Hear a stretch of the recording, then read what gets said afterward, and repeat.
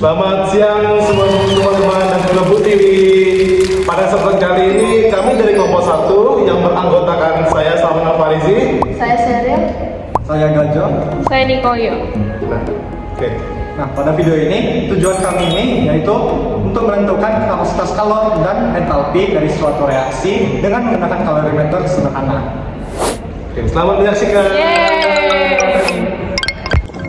Oke, ini alat dan bahan kami. Yang pertama ada air putih biasa, terus ada cangkang telur yang dipecahkan, terus ada 2 jeruk, terus ada cutter buat potong nanti si jeruknya, baru ini takaran untuk air jeruknya, kemudian ada korek api, kemudian termometer. Selanjutnya itu juga ada cuka 1 botol kecil, ada juga deterjen, kemudian wadah bungkus pop mie sebagai wadah kalorimeter, lilin, gelas kaca, sendok makan, dan gelas takar air. Yang pertama, masukkan 50 ml air ke dalam kalorimeter atau wadah bungkus pop mie. Setelah dituangkan, aduklah dan catatlah suhunya.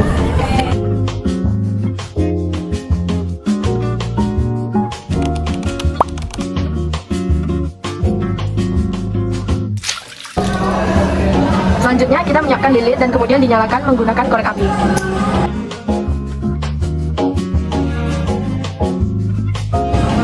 Selanjutnya kita akan menyiapkan air sebanyak 50 ml ke dalam gelas kaca.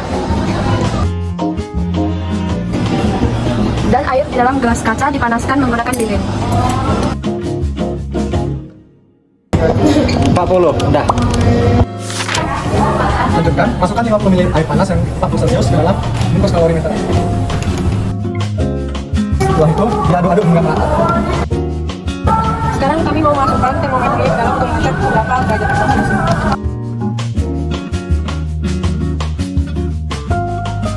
Termometer menunjukkan bahwa suhunya mencapai 34 derajat Celcius.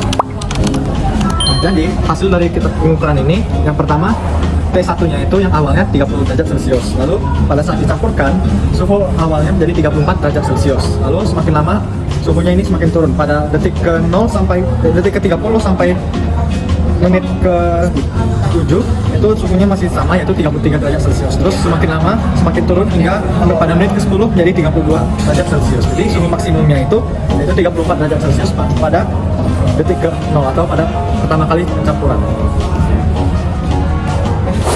Selanjutnya kita akan melakukan eksperimen cacangan telur dengan dalam air. Yang pertama, tuang air hingga 100 ml. Selanjutnya, tuang air ke dalam kalorimeter dan ukur suhu.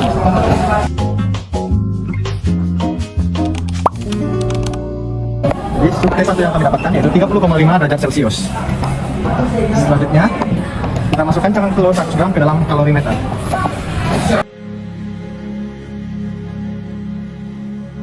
Kemudian aduk sampai suhunya naik. Oke, jadi T2-nya atau suhu akhirnya mencapai 31 derajat Celcius. Sekarang kami akan memotong dan memeras jeruk sampai beratnya mencapai 100 gram. Masukkan air 100 ml ke dalam kalorimeter dan ukur suhunya alias T1.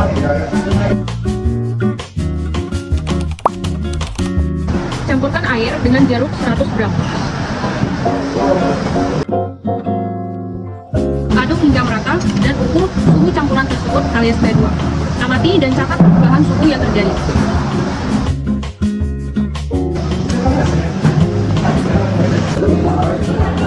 Ini berikutnya adalah T2-nya. Pertama, kita buat larutan deterjen dulu dengan 100 gram deterjen bubuk dengan 50 ml air. Kemudian aduk hingga merata. Setelah itu, ukur suhunya.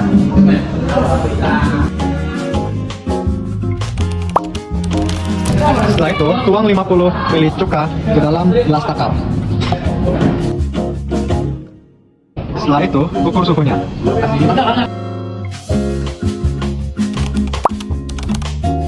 Setelah pengukuran suhu di keduanya, kita mendapatkan suhu awalnya dengan cara menghitung suhu rata-rata kedua larutan. Yang pertama 44 derajat Celcius dan yang cuka 31 derajat Celcius, sehingga suhu rata-ratanya yaitu 37,5 derajat Celcius.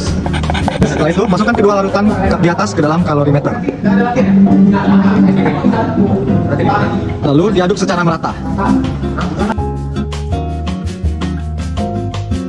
Setelah itu, ukur kembali larutannya dengan termometer dan catat suhunya menjadi T2.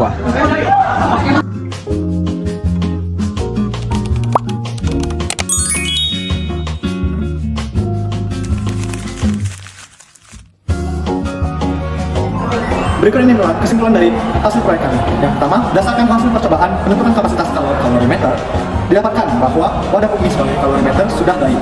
Dapat dilihat dari data yang tertulis bahwa perubahan suhu campuran air biasa dengan air 40 derajat Celcius menit ke menit tidak terlalu besar. Hal ini menunjukkan bahwa wadah pumi dapat dijadikan sebagai kalorimeter sederhana yang memiliki kapasitas kalori yang cukup akurat, sama kalorimeternya tidak mengalami kebocoran. Yang kedua, berdasarkan hasil percobaan perubahan dari berbagai reaksi, dapatkan bahwa yang pertama, pelarutan campur telur dalam air, nah itu merupakan reaksi eksoterm karena suhunya naik. Lalu yang kedua, pelarutan jeruk dalam air, itu juga merupakan reaksi eksoterm karena juga suhunya naik 0,5 derajat Celcius. Lalu yang terakhir, netralisasi asam cuka dengan deterjen bubuk merupakan reaksi eksoterm karena suhunya juga naik sebesar 2,5 derajat Celcius.